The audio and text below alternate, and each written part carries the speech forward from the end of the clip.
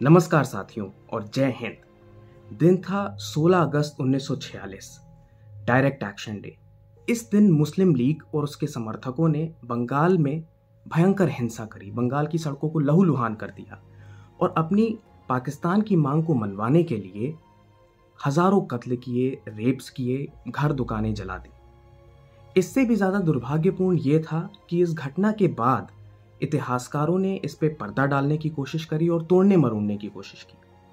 आज कश्मीर फाइल्स की सफलता से भारत में एक जन जागृति फैली है और कई लोग ये सवाल पूछ रहे हैं कि ऐसे कैसे हो गया कि 30 साल पहले भारत में ही कश्मीरी हिंदुओं के खिलाफ इतनी हिंसा हुई, उनको रेफ्यूजी बना दिया हमारे ही देश में और हमें इस बारे में कुछ पता ही नहीं चला। 30 साल लग गए और एक फिल्म बनानी पड़ी हम ही को जागरूक करने के लिए कि इस देश में इतना बड़ा अन्याय हुआ। इसका कारण यह है कि कश्मीर से पहले ऐसी घटनाएं भारतीय इतिहास में होती आ रही हैं और इतिहास के साथ ये विचित्र बात है कि जब तक आप उससे सबक नहीं लेते हैं तब तक ये बातें दोहराती हैं। तो इस वीडियो में मैं आपको बताऊंगा डायरेक्ट एक्शन डे के दिन क्या हुआ, उसके बारे में, उसकी पृष्ठभूमि क्या थी, उससे क्या सबक लिए जा सकते हैं और इतिहासकारों ने इसके साथ क्या खिलवाड़ करने की कोशिश की। तो इस कहानी की शुरुआत 1940 से शुरू होती है, मुस्लिम लीग के लाहौर अधिवेशन से, जब मुस्लिम लीग ने पाकिस्तान की मांग रखी और भारत जो कि एक मल्टीकल्चरल सोसाइटी थी उसको धर्म के आधार पर विभाजित करने का जहर घोला। अब अगले कुछ साल में जो पाकिस्तान की मांग थी वो कुछ कम्युनिटीज़ में पॉपुलर होने लगी। द्वितीय विश्व युद्ध के बाद जब अंग्रेज़ों ने ये निर्णय लिया कि अब भारत छोड़ के जाना है तो 1946 में उन्होंने कैबिनेट मिशन का गठन किया। कैबिनेट मिशन का सिर्फ ये कार्य था कि भारत में जो राजनीतिक दल हैं उनसे नेगोशिएट करे कि ट्रांसफ़र ऑफ पावर, सत्ता परिवर्तन कैसे होगा और जो इंटरिम सरकार बनेगी और आगे भारत का प्रशासन होगा वो कैसे होगा। तो भारत के कई राजनीतिक दलों ने इसमें भाग लिया और कांग्रेस और मुस्लिम लीग मेजर प्लेयर्स थे इसमें।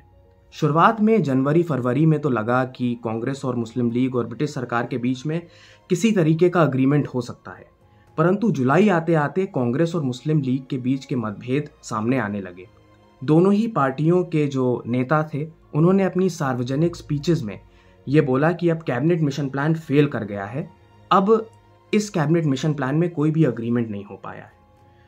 तो इस समय मोहम्मद अली जिन्ना जो कि मुस्लिम लीग के लीडर थे उस समय, और मैं मानता हूं कि ये व्यक्ति आधुनिक भारत को जितना ज़्यादा डैमेज किसी एक व्यक्ति ने किया है तो वो मोहम्मद अली जिन्ना है।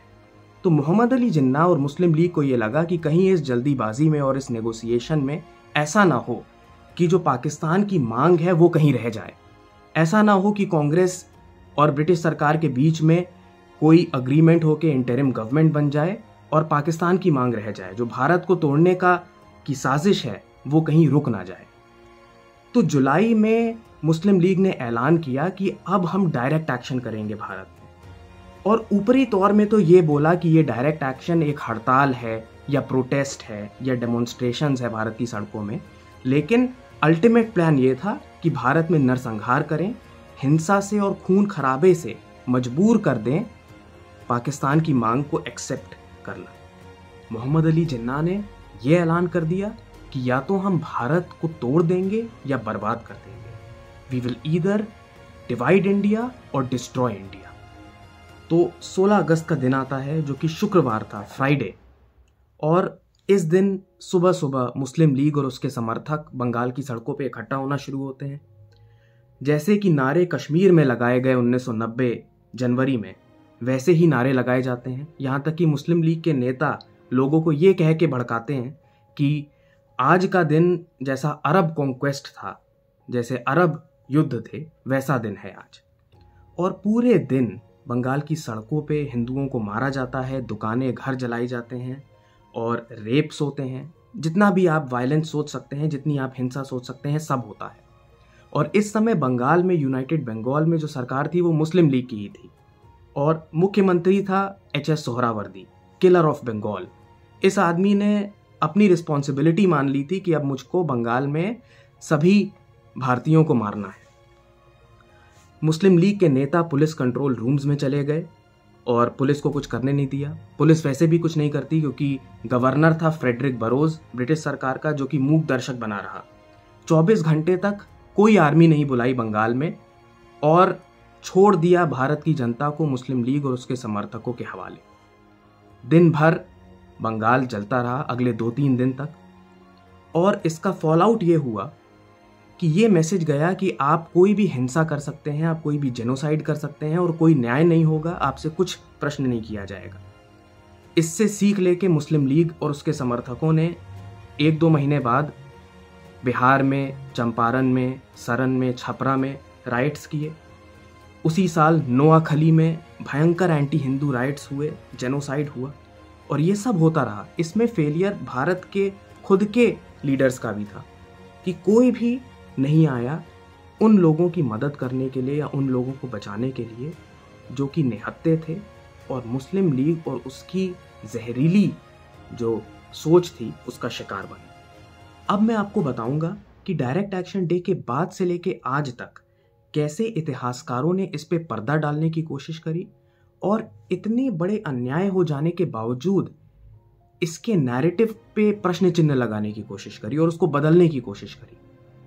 आज भी अगर आप विकिपीडिया पे जाके डायरेक्ट एक्शन डे सर्च करते हैं तो वो बताएगा कि कुछ वायलेंट कम्युनल राइट्स थे और सभी समुदाय जिम्मेदार थे इसके लिए।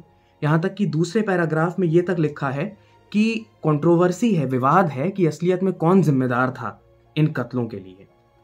मतलब मुस्लिम लीग और जिन्ना और एच.एस. सोहरावर्दी ने डायरेक्ट एक्शन डे मनाया, उन्होंने घोषणा करी, उन्होंने अपने समर्थकों को सड़क पे उतारा, उनको भड़काया, इतने कत्ल किए, उसके बावजूद इतिहास ये कहता है कि इस पे कंट्रोवर्सी है, इस पे डाउट है कि कौन जिम्मेदार था। और सिर्फ ब्रिटिश इतिहासकार ही नहीं, भारतीय इतिहासकार जो कि भारत की यूनिवर्सिटीज से पढ़े हैं, उन्होंने या तो इस घटना को रफा दफा कर दिया और या पूरे नैरेटिव को बदलने की कोशिश करी कि सभी समुदाय जिम्मेदार थे इस घटना के लिए। आप सोचिए, 1947 में जब भारत की स्वतंत्रता हुई, उसके 2 साल बाद तक एच.एस. सोहरावर्दी, जिसने जेनोसाइड किया बंगाल में, भारतीय लोगों को मारा, वो 2 साल तक भारत में रहा।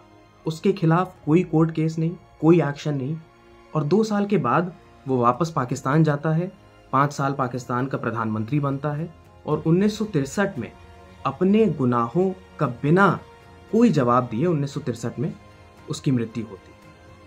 आज हिटलर, मुसोलिनी और स्टालिन, जिन्होंने उसी समय द्वितीय विश्व युद्ध के समय उन्होंने नरसंहार किया, उन पे सारी दुनिया थूकती है और सब लोग क्रिटिसाइज करते हैं। कोई डिस्प्यूट नहीं है इस पे कि ये लोग खराब थे कि नहीं थे, तो उन पे सारी दुनिया थूक रही है।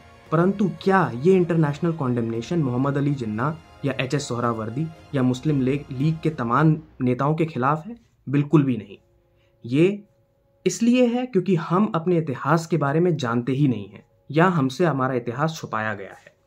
इस वीडियो की सिग्निफिकेंस यही है और इसका कारण, इसको बनाने का कारण यही है कि भारत की जो जनता है वो अपने इतिहास के बारे में जागरूक हो, क्योंकि आप अगर अपने इतिहास के बारे में जागरूक नहीं होंगे तो वो इतिहास दोहराएगा और तब तक दोहराएगा जब तक आप उससे सबक नहीं लेते हैं। ये बहुत ज़रूरी है कि हम, चाहे अच्छा इतिहास हो, चाहे बुरा हो, चाहे आधुनिक हो, चाहे प्राचीन हो, उसके बारे में जितनी ज़्यादा ज्ञान है वो लेने की कोशिश करें। अपने परिवार, अपने गांव, अपने समुदाय को इसके बारे में जागरूक करें।